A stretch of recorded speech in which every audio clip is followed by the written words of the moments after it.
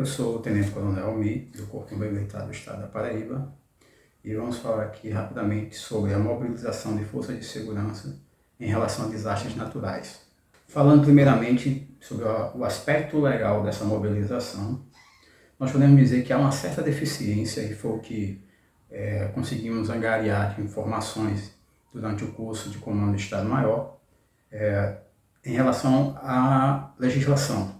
Basicamente, nós temos uma legislação federal que aí faz referência às mobilizações das forças federais, mas que não faz referência a uma mobilização das forças estaduais, ficando isso a cargo, basicamente, de cada força no âmbito do seu estado. Hoje, nós temos uma diretriz, digamos assim, que foi elaborada e editada pela Liga Bom, e que dá um norte no sentido dessa mobilização, dependendo de cada estado e de cada situação que se apresenta.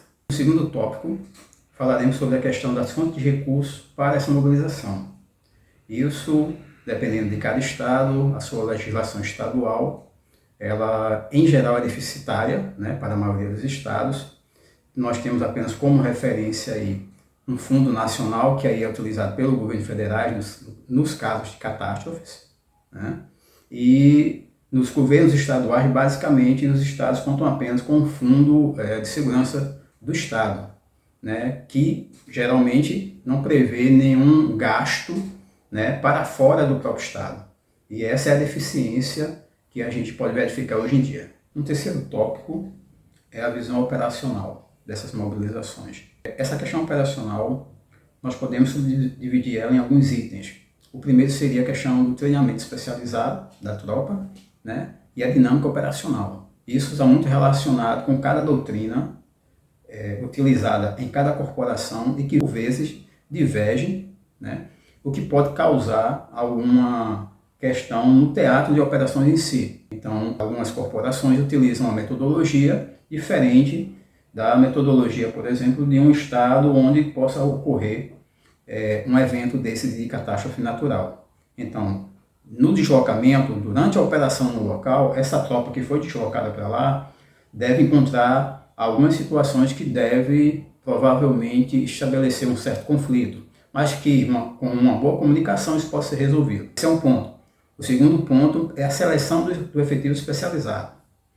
Então, para se fazer essa seleção, é necessário que cada corporação ela possua um cabedal, né, de cursos e de militares capacitados, né, para determinados tipos de operações. Então, podemos dizer que seria uma obrigação de cada corporação manter o seu quadro especializado sempre atualizado, de maneira que ele possa ser movimentado, mobilizado, sempre que necessário.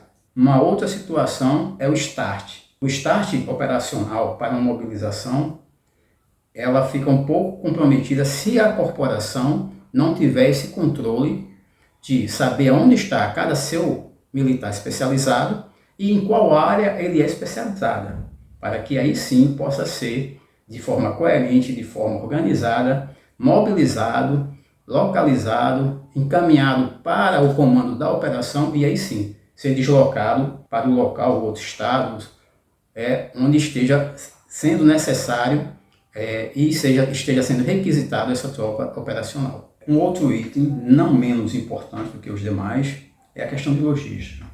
Desde o item da viatura, que vai fazer o deslocamento, se for por viatura ou então por via aérea, como vai fazer esse deslocamento, questão de materiais, suprimentos, equipamentos, né? De maneira que o efetivo que vai ser deslocado tenha subsídio suficiente para operar. Toda a questão logística ela tem que estar completa, desde suprimento, equipamento, viaturas, manutenção, abastecimento dessas viaturas, de maneira que não falte, pelo menos inicialmente, nem material, nem recursos para que a tropa possa ser empregada no terreno. Então, para concluir o trabalho, fica a reflexão sobre os tópicos que foram aqui elencados, né?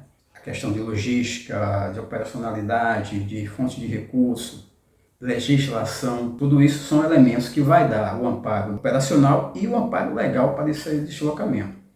Bem, pessoal, é basicamente isso. Fica a reflexão sobre o trabalho e espero que todos tenham gostado dos comentários.